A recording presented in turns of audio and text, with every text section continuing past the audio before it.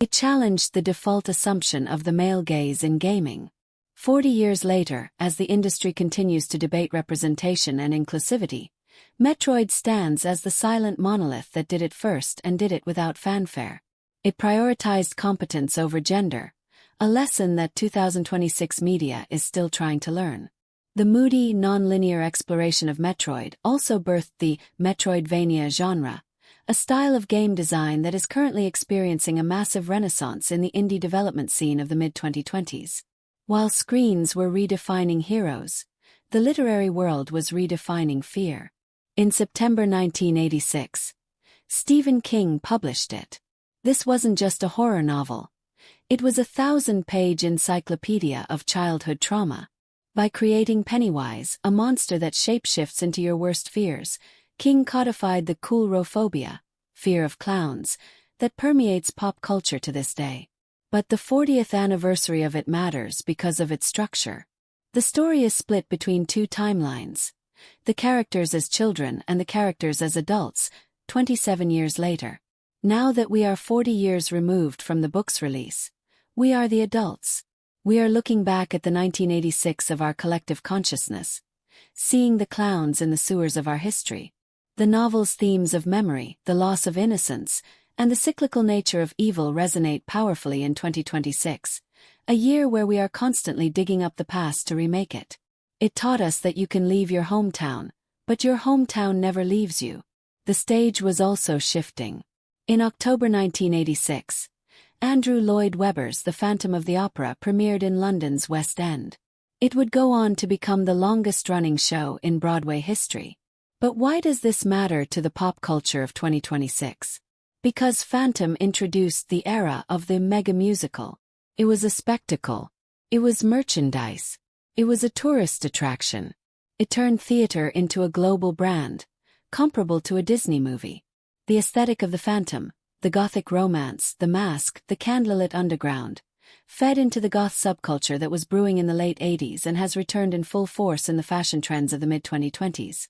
The song, The Music of the Night, is a seduction of the darkness, a theme that runs parallel to the darker tones of 1980's cinema and literature. Moving away from fiction, we have to talk about the reality of war depicted in 1986. In December, Oliver Stone released Platoon. We are explicitly ignoring the jingoistic fighter jet movies of this era to focus on this masterpiece. Platoon was the anti-Rambo. It was the first Vietnam film written and directed by a veteran of the conflict. It didn't glorify combat. It showed the moral disintegration of the soldier. In 2026, as we face new global conflicts and the dehumanization of drone warfare, Platoon's insistence on the human cost of war is vital. It stripped away the heroism to show the confusion, the friendly fire, and the loss of soul. It won Best Picture for a reason. It forced America to look at a wound that hadn't healed. The duality of Sergeant Elias and Sergeant Barnes represents the war for the American conscience, a war that feels just as relevant in the polarized political landscape of 2026. 1986 was also a pivotal year for the way we consume comedy and satire. On TV, The Late Show starring Joan Rivers premiered on Fox in October. While her tenure was short and ended in tragedy with her firing and her husband's suicide, it was a glass-ceiling-shattering moment. She was the first woman to host a late-night network talk show. Her acerbic, unapologetic wit paved the way for the female comics who dominate the streaming specials of 2026. Joan didn't care if you liked her. She wanted you to laugh at the absurdity of fame. That cynicism is the lingua franca of modern internet humor. On the radio, the transformation of alternative rock was bubbling.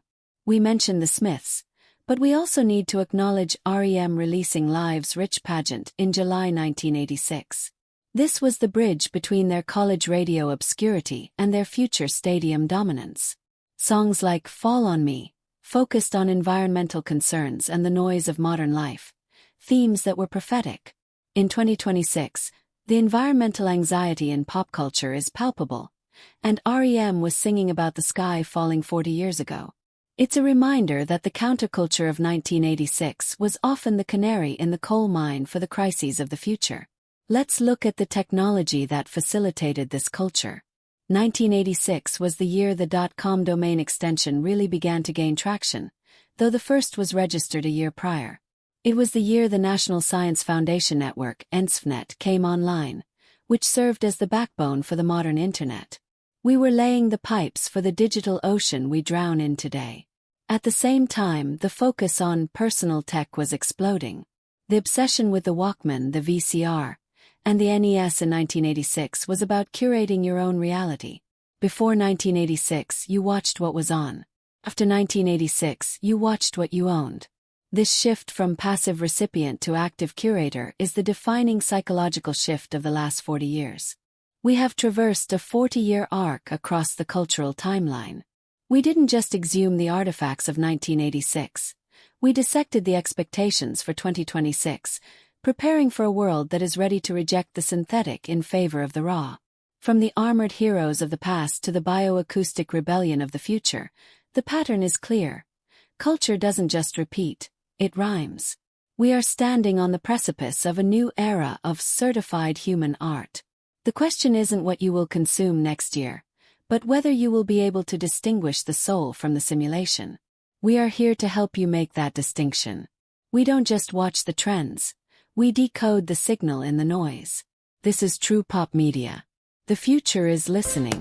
That's all for today. Stay tuned for our second 2026 installment. Don't forget to follow and subscribe for the pop news you love most.